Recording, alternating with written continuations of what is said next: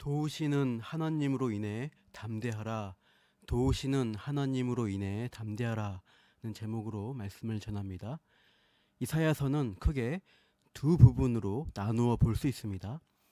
1장에서 39장 전반부와 이번에 다시 묵상하고 있는 40장부터 66장까지입니다.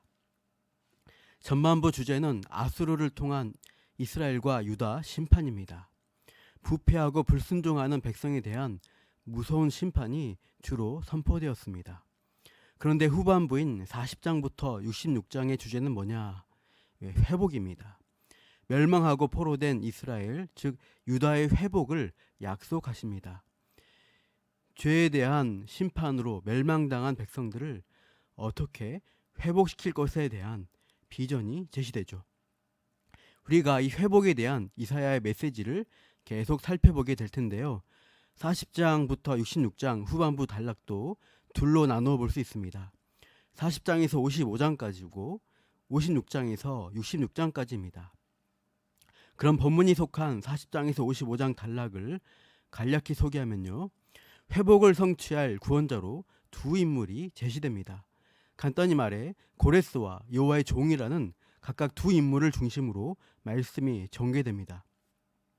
이사야 40장이 서론 부분으로 나오는데 40장 1절에 너희는 위로하라 내 백성을 위로하라 하고 시작했습니다. 내 백성을 위로하는 말씀을 주시겠다는 겁니다. 그러면 지금 백성의 상태는 어떤가? 40장에 쭉 나오듯 죄로 인한 형벌을 받아서 마른 풀 시든 꽃처럼 되고 피곤하고 넘어진 자와 같이 된 백성들입니다. 그런데 그들에게 위로의 메시지를 주시겠다는 서론의 말씀이 이사야 40장입니다. 그리고 오늘 본문 41장부터 48장까지 백성의 회복을 이루어줄 구원자를 약속하시는데 그 인물이 구체적으로 고레스입니다. 44장 28절에 가서야 구체적인 이름이 거론되지만 41장부터 고레스를 암시하는 예언들이 나오고 있습니다. 바벨론 제국을 무너뜨리고 일어날 새로운 제국의 왕, 그 고레스가 이스라엘의 회복을 이루어준다. 그 역사적 사건이 바벨론 포로 귀환입니다. 멸망당한 백성들이 다시 예루살렘, 유다 땅으로 돌아가도록 허락하는 일이 일어난 것이죠. 다음 49장부터 55장에는 다른 구원자, 여호와의 종으로 불리는 구원자에 대해 예언합니다. 바로 그리스도를 예표하는 것인데요. 진짜 메시아를 통한 하나님 백성들의 회복에 대해서 예언하는 것이죠.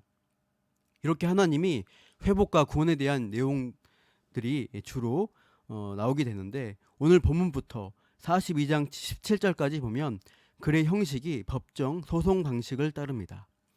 섬들과 민족들을 재판정으로 소환해서 신문하시며 참된 구원의 하나님 되심을 선포하시죠. 1절 섬들아 내 앞에 잠잠하라 민족들아 힘을 새롭게 하라 가까이 나아오라 그리고 말하라 우리가 서로 재판자리에 가까이 나가자. 섬들과 민족들은 세계 열방을 의미합니다. 열방들과 재판하시며 잘잘못을 판가름하시려는 이유가 뭔가?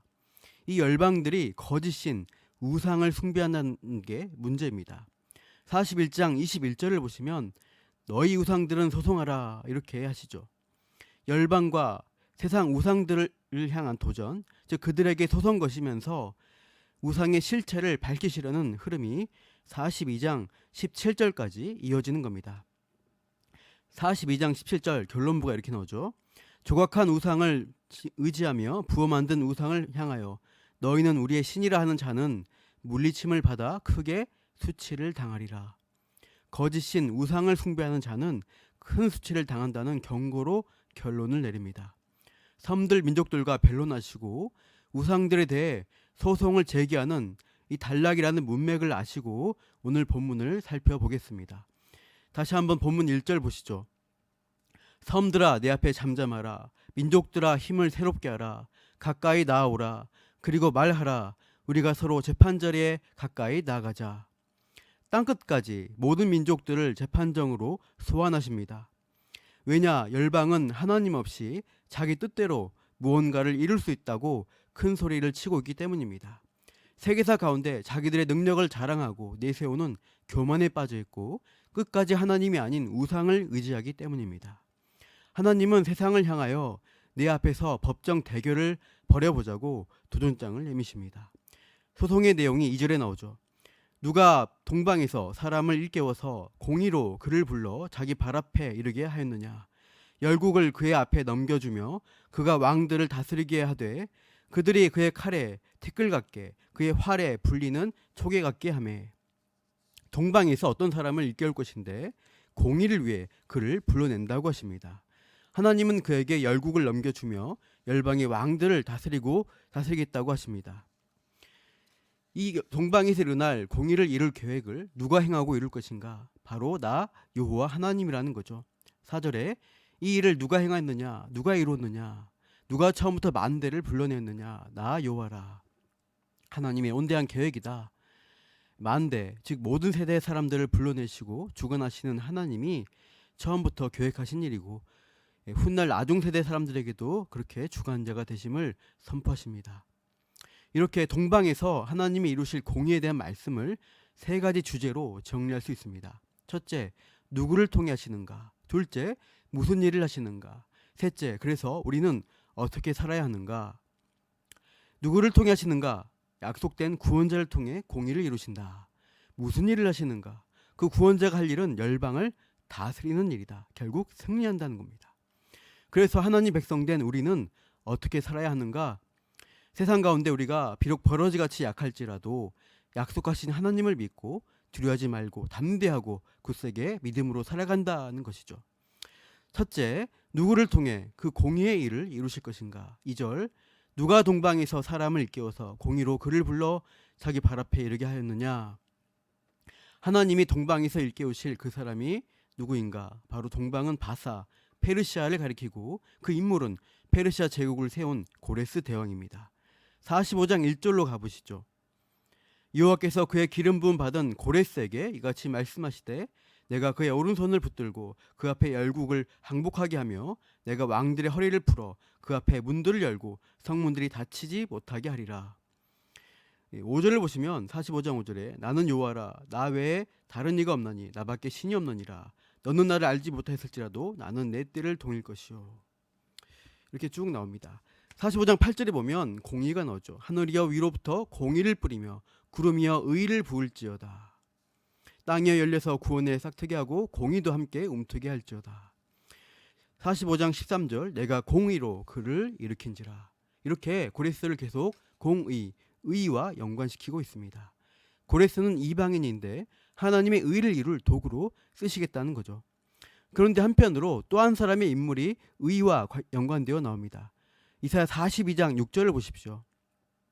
42장 6절 나 여호와가 의로 너를 불렀은즉 내가 네 손을 잡아 너를 보호하며 너를 세워 백성의 언약과 이방의 빛이 되게 하리니 네가 눈먼 자들의 눈을 밝히며 갇힌 자를 감옥에서 이끌어내며 흑암에 앉은 자를 감방에서 나오게 하리라. 나는 여호와이니 이는 내 이름이라. 나는 내 영광을 다른 자에게 내 찬송을 우상에게 주지 아니하리라. 의를 이루기 위해 백성의 언약과 이방의 빛이 되게 하실 인물이 누구냐? 바로 49장부터 거론될 여호와의 종입니다. 48장까지는 주로 고레스에 대한 언약이 나오고 예언이 나오고 49장부터 55장까지 여호와의 종에 대한 예언이 주를 이루죠. 고레스는 이스라엘을 구원시킴으로 하나님의 의를 만천하에 드러낼 것이며 여호와의 종은 이스라엘과 이방인을 구원시킴으로 또한 하나님의 의를 드러낼 것입니다. 이렇게 하나님의 공의를 이룰 구원자에 대한 말씀이 반복되는 거죠. 다시 오늘 본문의 2절 중간에 그를 불러 자기 발 앞에 이르게 하였다고 합니다. 하나님 자신의 발 앞으로 이끈다. 즉 하나님의 뜻을 시행할 종으로 고레스를 사용한다는 의미입니다. 사절에 보면 만대 태초부터 계획하신 하나님의 작정이라는 것을 알 수 있습니다. 이렇게 하나님의 공의를 누구를 통해 이루시는가? 작정하신 특정한 구원자를 세우셔서 하나님의 의의 일을 이루고야 마시는 겁니다. 둘째, 무슨 일을 하시는가? 그 구원자를 세우셔서 하실 일은 열방을 다스리는 일입니다. 41장 2절 중간에 보시면 열국을 그의 앞에 넘겨주며 그가 왕들을 다스리게 하되 그들이 그의 칼에 티끌 같게 그의 활에 불리는 초계 같게 하매 3절 그가 그들을 쫓아가서 그의 발로 가보지 못한 길을 안전히 지났나니. 고레스가 놀라운 힘과 능력으로 세상을 정복할 것을 말씀하십니다. 칼로 태클 같게, 활로 지푸라기 겨우 같게 만들어 흩어버릴 것이다. 가보지 못한 길도 안전하게 통과한다. 어떻게 그런 정복이 가능한가? 아까 보신 45장 1절 2절을 다시 보십시오. 여호와께서 그의 기름 부음 받은 고레스에게 이같이 말씀하시되 내가 그의 오른손을 붙들고 그의 앞에 열국을 항복하게 하며 내가 왕들의 허리를 풀어 그 앞에 문들을 열고 성문들이 닫히지 못하게 하리라. 내가 너보다 앞서가서 험한 곳을 평탄하게 하며 논문을 쳐서 부수며 세빗장을 꺾고. 하나님이 먼저 가서 대적을 미리 쳐부수셨기 때문에 평탄하게 통과한다. 안전을 누리게 된다고 합니다. 실제 역사 가운데 등장한 고레스의 페르시아 제국 영토는 매우 광활했습니다. 페르시아 제국은 서쪽으로 그리스와 맞닿는 에게해에 이르고 동쪽으로는 인도 접경까지 진출합니다. 엄청난 대제국을 이루었죠. 그런 일을 고레스 혼자의 능력으로 할 수 있었는가? 아니다. 본문 41장 4절, 이 일을 누가 행했느냐? 누가 이뤘느냐? 누가 처음부터 만대를 불러냈느냐? 나 여호와라. 처음에도 나요, 나중에도 있을 자에게도 내가 곧 그니라. 이 모든 일은 나 여호와가 이루었다고 세상 민족들에게 선포하십니다. 그럴 때 세상 나라들은 반응은 어떤가? 본문 5절 6절, 섬들이 보고 두려워하며 땅끝이 무서워 떨며 함께 모여와서 각기 이웃을 도우며 그 형제들에게 이르기를 너는 힘을 내라 하고. 섬들이 보고 두려워하고 땅끝 나라도 무서워 떱니다. 그런데 굴복하지 않고 연합하여서 끝까지 하나님 일에 대적하죠.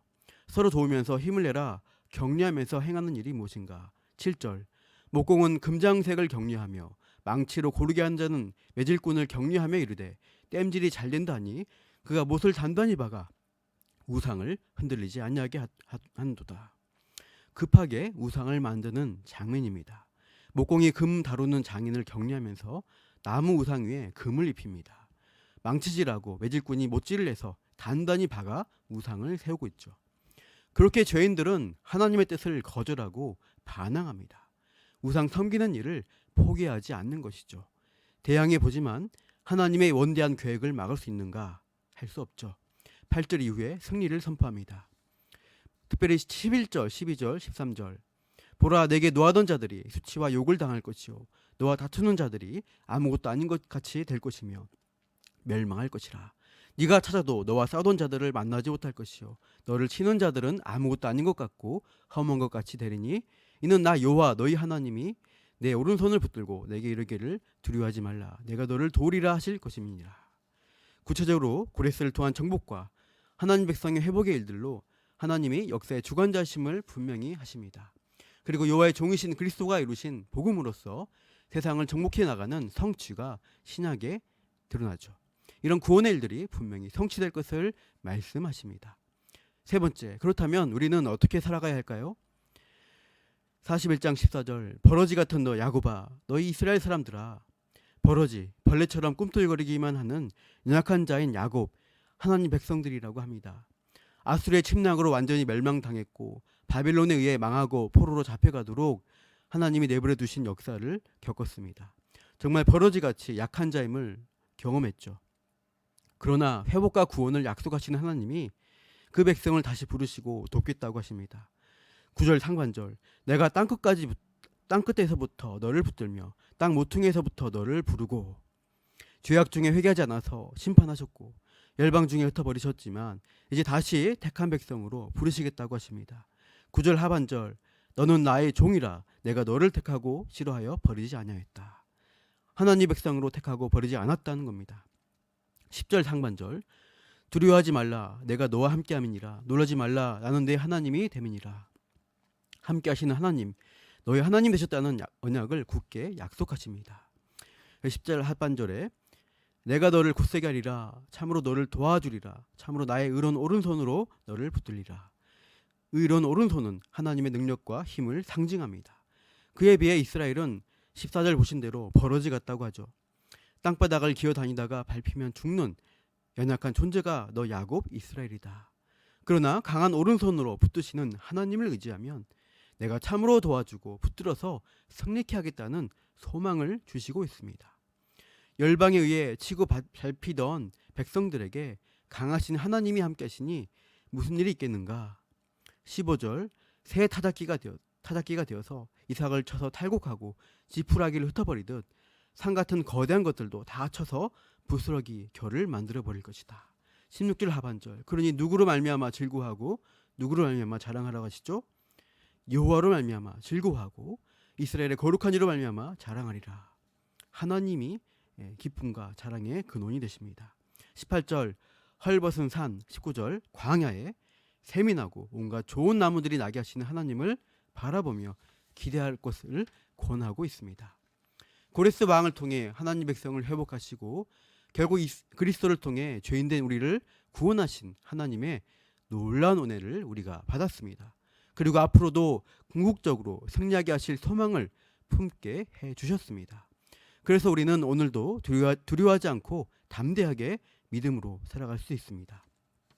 10절 두려워하지 말라 내가 너와 함께함이라 놀라지 말라 나는 내 하나님이 됨이라 내가 너를 굳세게 하리라 참으로 너를 도와주리라 참으로 나의 의로운 오른손으로 너를 붙들리라.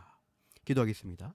하나님 아버지 죄로 인해 망한 백성을 버리지 않으시고 회복과 구원의 일을 이루시겠다고 약속하시는 소망의 말씀에 대해 들었습니다. 버러지처럼 약한 자를 굳세게 하리라 참으로 도와주리라고 말씀하시는 하나님과 동행하며 오늘도 두려움이 아닌 담대함으로 살아가게 하옵소서. 예수님의 이름으로 기도합니다. 아멘.